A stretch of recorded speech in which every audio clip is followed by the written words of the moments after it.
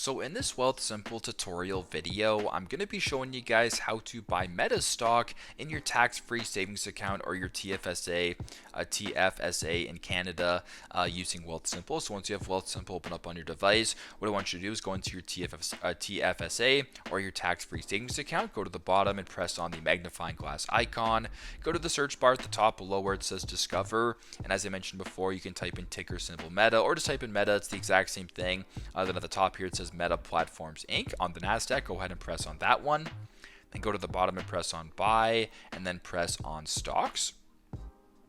Now choose your account. So if you wanted to buy this into your tax-free savings account, go to the bottom to where it says TFSA, and then press on that one right there. Then press on next.